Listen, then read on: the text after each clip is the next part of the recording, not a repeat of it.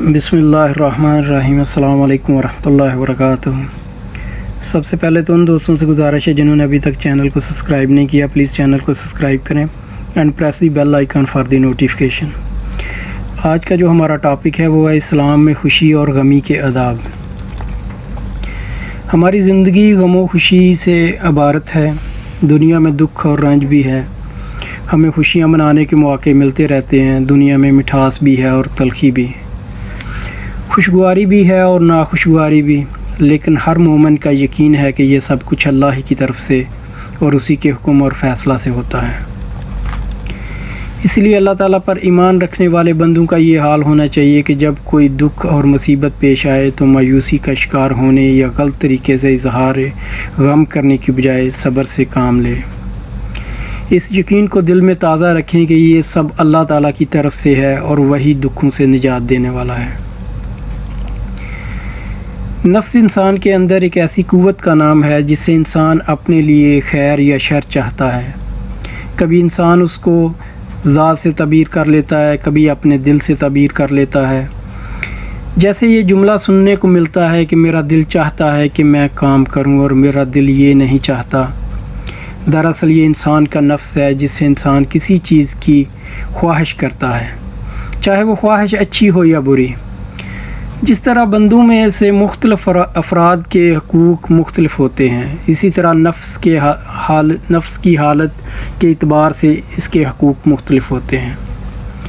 قرآن پاک مکمل ضابطۂ حیات ہے جس میں اللہ تعالیٰ نے ہمیں معاشرے میں جینے کے تمام آداب سکھائے ہیں، زندگی کے ہر مرحلے کے لیے احکام سکھائے ہیں، یہاں تک کہ انسان اکثر خوشی اور غم کے موقع پر اللہ کی مقرر کردہ حدود کو فراموش کر بیٹھتا ہے۔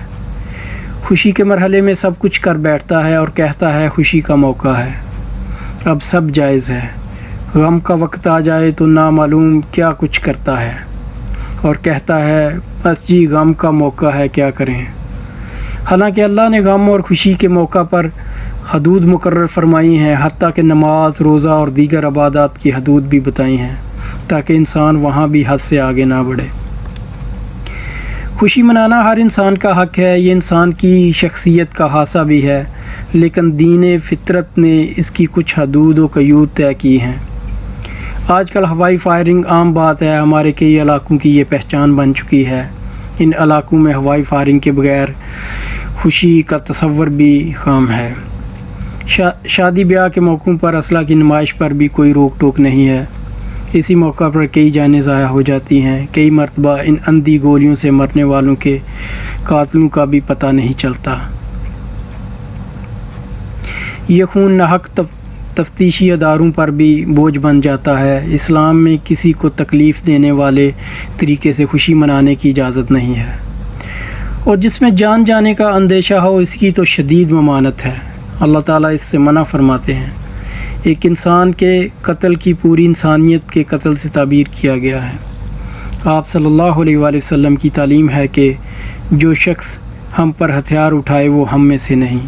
اسلام نے ہر مسلمان کی جان دوسرے مسلمان کے لیے قابل احترام قرار دی، دوسرے کی زندگی کو نقصان پہنچانا حرام قرار دیا ہے۔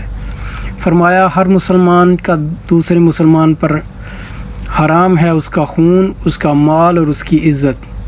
اسلام نے جہاں حکومت کے ذمہ شہریوں کی جان کی حفاظت کرنا لازم کیا، وہاں خود شہریوں پر بھی ایک دوسرے کی جان کی حفاظت فرض عائد کیا۔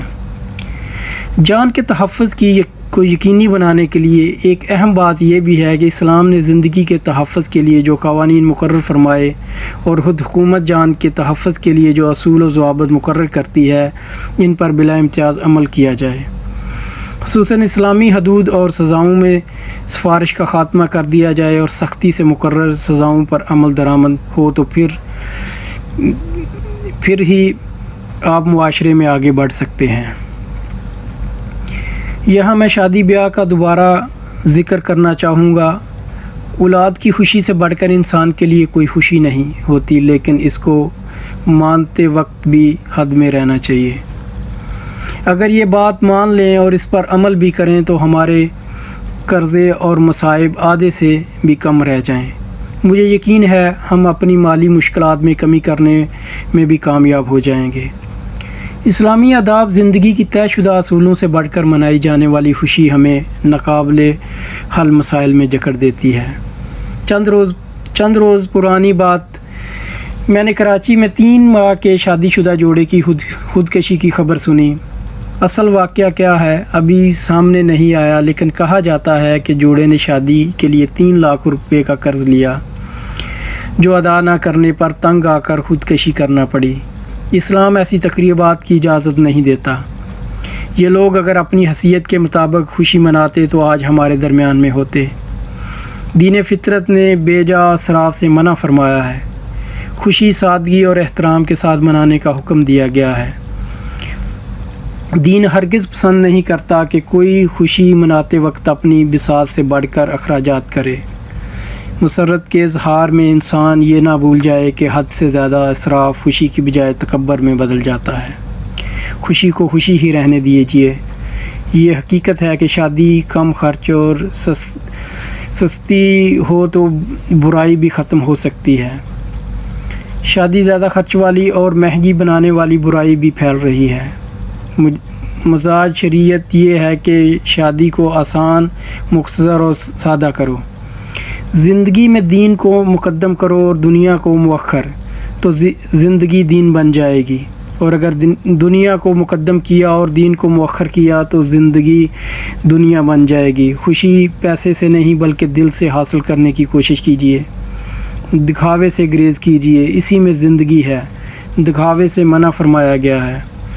ایک موقع پر حضرت کعب بن مالک رضی اللہ تعالیٰ نے فرمایا کہ جب اللہ تعالیٰ نے میری توبہ قبول فرمائی اور مجھے خوشخبری ملی تو میں آپ صلی اللہ علیہ وآلہ وسلم کی خدمت اقدس میں حاضر ہوا۔ میں نے سلام کیا۔ اس وقت آپ صلی اللہ علیہ وآلہ وسلم کا چہرہ مبارک خوشی سے چمک رہا تھا۔ آپ صلی اللہ علیہ وآلہ وسلم بھی خوشی کی خبر سنتے تو چہرہ مبارک چاند کی طرح جگمگاتا تھا۔ آپ صلی اللہ علیہ وسلم دوسروں کی خوشی میں شریک ہوتے تھے۔ حضرت ابن عمر رضی اللہ تعالیٰ عنہ سے روایت ہے کہ رسول خدا صلی اللہ علیہ وسلم نے فرمایا، ایک مسلمان دوسرے مسلمان کا دینی بھائی ہے، نہ اس پر ظلم کرتا ہے نہ اس کو دشمن کے حوالے کرتا ہے، بلکہ دشمن کے مقابلہ پر اس کی مدد کرتا ہے۔ اور یاد رکھو، جو شخص کسی مسلمان بھائی کی حاجت روائی کی صحیح و کوشش کرتا ہے، اللہ تعالیٰ اس کی حاجت روائی کرتا ہے۔ نیز جو شخص کسی مسلمان بھائی کے غم اور تکلیف کو دور کرتا ہے، خواہ وہ غم اور تکلیف زیادہ ہو یا کم، تو اللہ تعالیٰ اس کو قیامت کے غموں میں سے ایک بڑے غم سے نجات دے گا۔ اور جو شخص کسی مسلمان بھائی کے عیب کو چھپاتا ہے، اللہ تعالیٰ قیامت کے دن اس کے عیب چھپائے گا۔ جہاں عبادات اور تقویٰ کے بارے میں رہنمائی ملتی ہے، وہیں قرآن پاک اور احادیث نبوی صلی اللہ علیہ وسلم میں غمی اور خوشی کے بارے میں بھی آداب سکھائے گئے ہیں۔ اپنی خوشیاں کیسے منائی جائیں، غم میں کیا کیا جائے، یہ سب ہمیں ہمارا دین باریکی سے سکھاتا ہے، کیونکہ عین ممکن ہے کہ ہماری خوشی کسی دوسرے کے لیے تکلیف کا باعث بن جائے، یا ہم غم کو اپنے اوپر اتنا سوار کر لیں کہ اللہ کی رحمتوں کو ہی فراموش کر بیٹھیں۔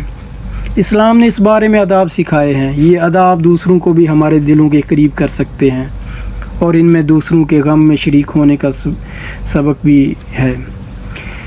جب مومن خوشی و شادمانی کے دور سے گزر رہا ہو تو اس کو اپنا کمال اور اپنی قوت بازو کا نتیجہ نہ سمجھے، بلکہ یہ ذہن میں رکھیں کہ اللہ سبحانہ تعالیٰ کا فضل و کرم ہے۔ وہ کسی بھی وقت نعمت چھین بھی سکتا ہے، اس لیے نعمت ملنے پر شکر ادا کیجیے۔ ان اسلامی ہدایات کا منطقی نتیجہ ایک طرف تو یہ نکلتا ہے کہ خوشی کی حالت میں بھی بندہ خدا سے وابستہ رہتا ہے، اور دوسری طرف مصیبتوں اور ناکامیوں سے شکست نہیں کھاتا۔ مایوسی اور دل شکستگی سے اس کی عملی قوتوں پر برا اثر نہیں پڑتا۔ مومن کی شان یہ ہے کہ وہ غم ملنے پر صبر کرے، زبان پر شکوہ نہ لائے۔ فطرت انسانی میں جذبہ رحم کی بنا پر آنسو نکل آئیں، یہ صبر کے منافی نہیں، لیکن غم کی حالت میں اظہار غم کے ایسے طریقے جو مومن کو شرعی حدود سے باہر لے جائیں کسی بھی طرح جائز نہیں۔ اللہ تعالیٰ ہمیں صدمہ اور مصیبت سے، غم اور رنج سے محفوظ فرمائے۔ اس کی مشیت سے یہ غم و رنج پہنچ بھی جائیں تو ہمیں صبر پر ثابت قدم رہ کر شرعی حدود میں ہی رہنا چاہیے۔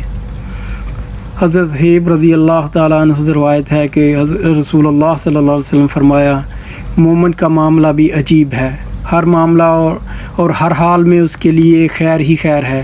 اگر اسے خوشی اور راحت پہنچے تو وہ اپنے رب کا شکر ادا کرتا ہے اور یہ اس کے لیے خیر ہی خیر ہے۔ اگر اسے کوئی دکھ اور رنج پہنچتا ہے تو وہ اس پر صبر کرتا ہے اور یہ صبر بھی اس کے لیے خیر ہی ہے۔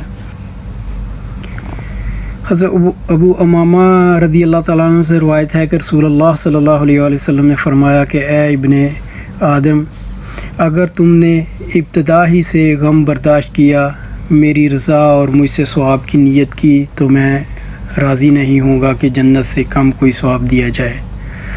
عبداللہ بن عباس رضی اللہ تعالیٰ عنہ سے روایت ہے کہ رسول اللہ صلی اللہ علیہ وسلم نے فرمایا، جو بندہ کسی جانی یا مالی مصیبت میں مبتلا ہو اور وہ کسی سے اس کا اظہار نہ کرے اور نہ لوگوں سے شکایت کرے تو اللہ کا ذمہ ہے کہ وہ اسے بخش دیں گے۔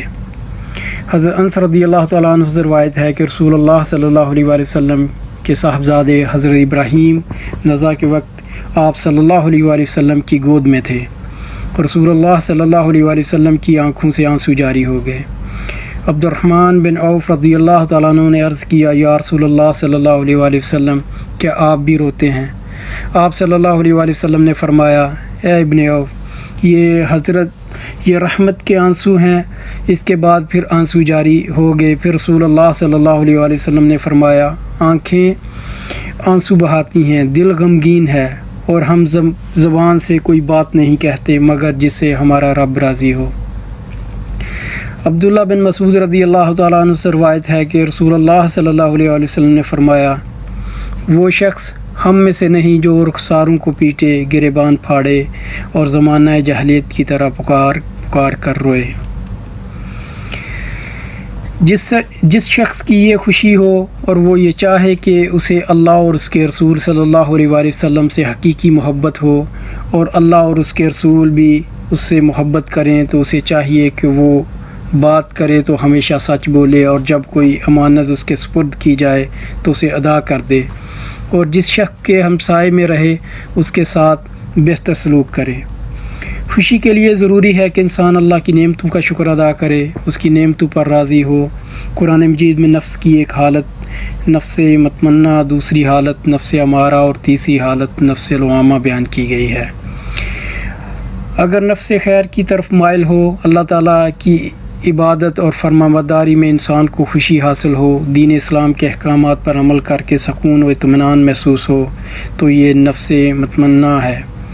اس حالت کا ذکر اللہ تعالیٰ نے سورۃ الفجر کی 27ویں آیت میں فرمایا ہے، اے مطمئن نفس، اپنے رب کی طرف چل اس حال میں کہ تو اس سے راضی اور وہ تجھ سے راضی، پس میرے بندوں میں شامل ہو جا اور میری جنت میں داخل ہو جا۔ حضور کریم صلی اللہ علیہ وسلم نے دوسروں کے غم پر خوشی منانے سے منع فرمایا ہے۔ کسی سے بغض ہو پھر اس کی کوئی نقصان یا مصیبت پہنچے تو انسان کو بالکل خوش نہیں ہونا چاہیے۔ آپ صلی اللہ علیہ وسلم نے فرمایا، تم اپنے کسی بھائی کی مصیبت پر خوشی کا اظہار مت کرو، اگر ایسا کرو گے تو ہو سکتا ہے کہ اللہ اس کی مصیبت سے نجات دے دے اور تمہیں اس میں مبتلا کر دے۔ یہ تھا آج کا ہمارا ٹاپک۔ نیکسٹ ویڈیو تک کے لیے اجازت۔ ویڈیو آپ کو پسند آئے تو دوستوں کے ساتھ شیئر کریں۔ السلام علیکم ورحمۃ اللہ وبرکاتہ۔